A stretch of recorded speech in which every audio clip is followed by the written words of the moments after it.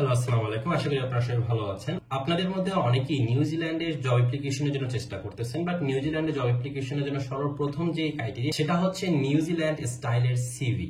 বাংলাদেশ থেকে, সিঙ্গাপুর থেকে, মালয়েশিয়া থেকে অনেকেই কিন্তু ট্রাই করে যাচ্ছেন, বাট অরিজিনাল সিভিটা সেটা কিন্তু কেউ খুঁজে পাচ্ছেন না। আজকে আমি এই বিষয়ে ইনফরমেশন দিব, আমরা কোথা থেকে নিউজিল্যান্ড ফরম্যাটের সিভির টেমপ্লেটটা ডাউনলোড করব, যেটা গভর্নমেন্ট কর্তৃক ভেরিফাইড এবং রিকমেন্ডেড সিভি।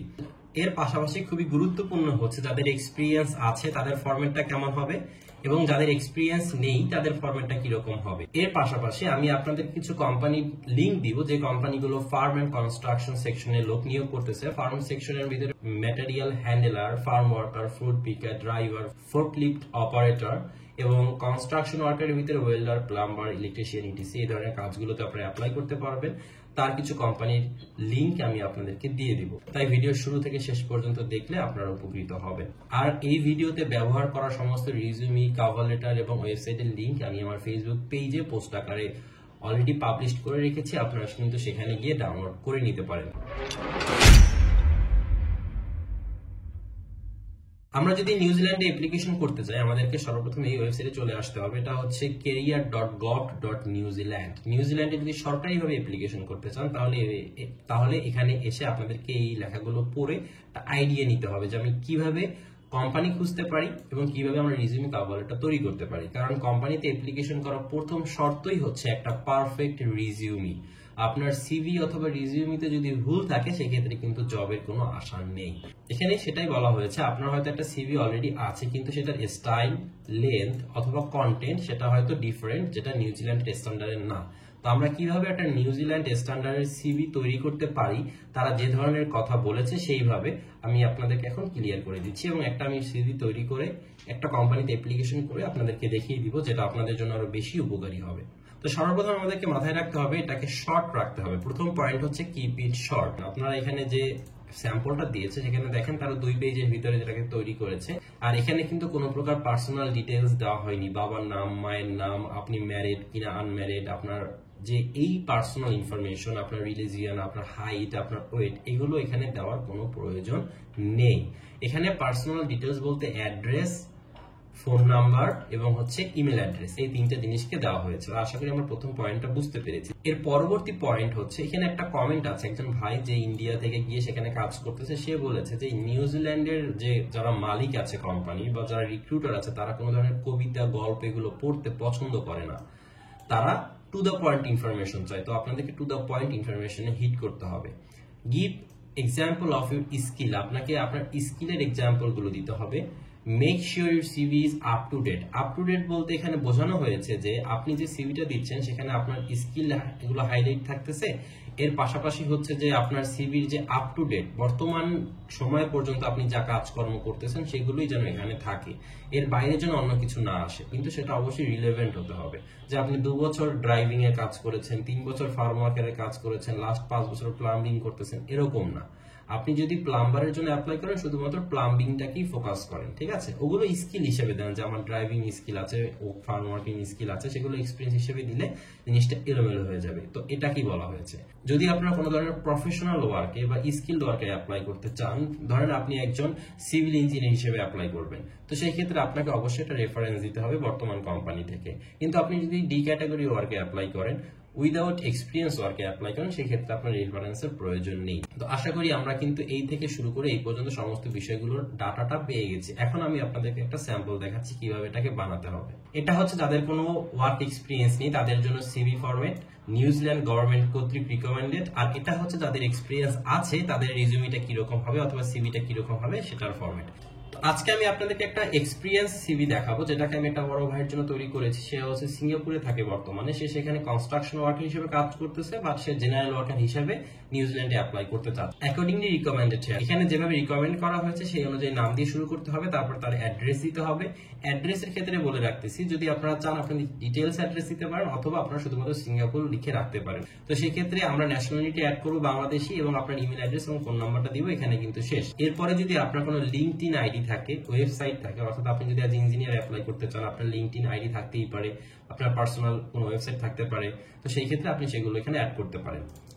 ক্যারিয়ার অবজেক্টিভে এখানে আমরা একটা শর্ট ব্রিফ দিব, সেই ব্রিফটা মোটামুটি আমাদের হতে হবে। মোটামুটি আমরা এখানে একটা ব্রিফ দিব, এই ব্রিফটা 50 থেকে 60 ওয়ার্ডের ভিতরে হলেই ভালো হয়। আপনি কি ধরনের কাজে অ্যাপ্লাই করতে চাচ্ছেন এবং কেন অ্যাপ্লাই করতে চাচ্ছেন এটার একটা লাইন, 3 থেকে 4 লাইন। এরপরে পার্সোনাল স্টেটমেন্ট হচ্ছে আপনার ওয়ার্ক এক্সপিরিয়েন্স। ওয়ার্ক এক্সপিরিয়েন্সটা আমরা এখানে এইভাবে উল্লেখ করব। প্রথমে আপনার পোস্ট, তারপরে হচ্ছে আপনার কোম্পানির নাম এখানে দেওয়া আছে, organization name, location, period of time. তো আমরা এখানে পোস্ট অ্যাড করলাম, অর্গানাইজেশনের নাম, আপনার লোকেশন, আপনার হচ্ছে পিরিয়ড অফ টাইম। এরপরে হচ্ছে যে আপনার রোল অথবা জব রেসপন্সিবিলিটিস এখানে অ্যাড করে দিব। যদি আপনার বেশি কোম্পানি হয়, যেমন 1টা 2টা 3টা এরকম কোম্পানি হয়, সেক্ষেত্রে আপনার রোলগুলোকে কম করে লিখলেই হবে। জাস্ট আপনি মেইন ডিউটি গুলো এখানে দিবেন। এখানে আমি একটু বেশি লিখেছি কারণ তার কোম্পানি একটাই। এর পরবর্তীতে হচ্ছে এডুকেশনাল কোয়ালিফিকেশন। যদি আপনার গ্রাজুয়েশন থাকে, অনার্স মাস্টার্স থাকে, সেক্ষেত্রে ডিটেলস লিখতে হবে। শুধুমাত্র এসএসসি এইচএসসি থাকলে কোনো ডিটেলস লেখার প্রয়োজন নেই, শুধু আপনি এখানে পাসিং ইয়ার দিয়ে দিতে পারেন। এর পরবর্তীতে যেটা হচ্ছে এখানে কমিউনিটি ভলান্টিয়ার এক্সপিরিয়েন্স, এগুলো ইম্পর্টেন্ট না। অ্যাচিভমেন্ট যদি থাকে আপনারা অ্যাড করবেন। ভাইয়ের সেরকম কোনো অ্যাওয়ার্ড নেই, যেন আমি এটা কেটে দিয়েছি, বাট তার স্কিল আছে, কিছু সার্টিফিকেট আছে, সেগুলো রেখেছি। ইন্টারেস্ট রেখেছি। রেফারেন্সের বিষয়ে আমি আপনাকে প্রথমেই বলেছি আপনাদেরকে যে আপনারা যদি স্কিল ওয়ার্কার হিসেবে অ্যাপ্লাই করেন, সেক্ষেত্রে বর্তমান কোম্পানি থেকে আপনাকে রেফারেন্স নিতে হবে। আর আপনি যদি জেনারেল ওয়ার্কার হিসেবে অ্যাপ্লাই করেন, যেখানে সে জেনারেল ওয়ার্কার হিসেবে অ্যাপ্লাই করতেছে, সেই ক্ষেত্রে রেফারেন্সের কোনো প্রয়োজন নেই।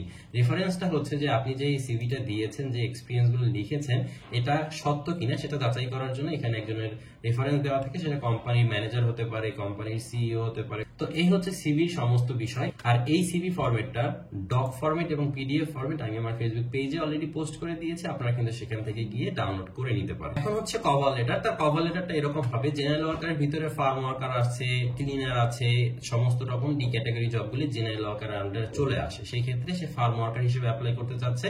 আমি তার জন্য কভার লেটারটা এইভাবে লিখেছি। কভার লেটার মোটামুটি সব দেশের জন্যই কিন্তু সেম, কিন্তু এখানে লেখাটা হচ্ছে আপনি কোম্পানিতে কেন অ্যাপ্লাই করতে চাচ্ছেন, কোম্পানিকে আপনি কি দিতে পারবেন, কোম্পানি আপনার থেকে কি পাবে, সেগুলো এখানে লিখতে হয়। এখন যে বিষয়টা হচ্ছে, এই দুইটা ডকুমেন্টস আমাকে পিডিএফ ফাইল করে নিতে হবে। আমরা কখনোই ডক ফরম্যাট, যেটাকে আমরা এডিট করতে পারি এইভাবে, এটা আমরা কখনোই সাবমিট করব না। আমরা যেটা সাবমিট করবো সেটা হচ্ছে পিডিএফ ফরম্যাট। এখন আমি আপনাদেরকে একটা অ্যাপ্লিকেশন করে দেখিয়ে দিচ্ছি যাতে আপনাদের বিষয়টা আরো ক্লিয়ার হয়। তো যেভাবে আমি প্রথমে বলেছি যে আমি কিছু কোম্পানির লিংক আপনাকে দিব। যদি আপনি ফার্ম ওয়ার্কার হিসেবে অ্যাপ্লাই করতে চান, এই কোম্পানি 3টাতে আপনারা ট্রাই করতে পারেন। বর্তমানে আমি জাস্ট এক্সাম্পল হিসেবে দিচ্ছি, আপনারা আরো খুঁজে নিতে পারেন। আর যদি কনস্ট্রাকশন ওয়ার্কার হিসেবে অ্যাপ্লাই করতে চান, তাহলে এই 3টা কোম্পানিকে টার্গেট করতে পারেন। সেখানে অনেক ধরনের পোস্ট আছে। আমি ফর এক্সাম্পল একটা কোম্পানিতে চলে যাচ্ছি। তো আমি যদি এরকম একটা কোম্পানিতে চলে আসি, আমাকে একটা প্রথম জিনিস মাথায় রাখতে হবে যে সেই কোম্পানিটা কি ইন্টারন্যাশনাল কিনা, বা সেই কোম্পানিটা কি আদৌ ফরেন ওয়ার্কার রিক্রুট করে কিনা। কারণ যে কোনো কোম্পানির পক্ষে কিন্তু ফরেন ওয়ার্কার রিক্রুট করা সম্ভব হয়ে ওঠে না। তো এখানে ওয়েবসাইটে আসার পরে আমরা কিন্তু এখানে একটা ইন্টারফেস দেখতে পাবো।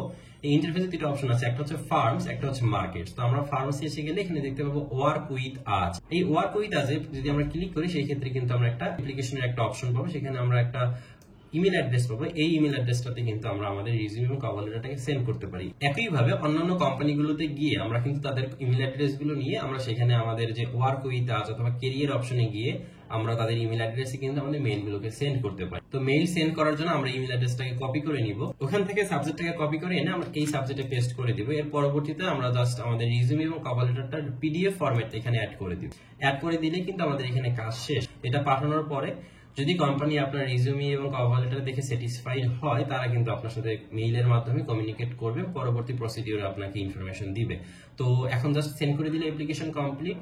আর আশা করি এইভাবে আপনারা যদি কোম্পানি খুঁজে নিউজিল্যান্ডের বিভিন্ন কোম্পানিতে অ্যাপ্লিকেশন করেন, আপনার যদি প্রপার এক্সপিরিয়েন্স অথবা স্কিল থাকে, আপনি কিন্তু একটা সুযোগ পেতে পারেন। আশা করি আপনারা যদি স্কিল ওয়ার্কার গুলোকে টার্গেট করেন, সেই ক্ষেত্রে বেশি রেসপন্স পাবেন। তো আজকে ভিডিওটা এই পর্যন্তই। আপনারা আপনাদের সমস্ত ডকুমেন্টস গুলোকে ডাউনলোড করে নিজেদের মতো করে ফাইল রেডি করে অ্যাপ্লিকেশন কন্টিনিউ করতে থাকেন। যদি কোনো ইনফরমেশন প্রয়োজন হয়, আমাকে ফেসবুক পেজে নক দিতে পারেন। ভালো থাকবেন, সুস্থ থাকবেন, আমাদের চ্যানেলের সাথেই থাকবেন। ধন্যবাদ।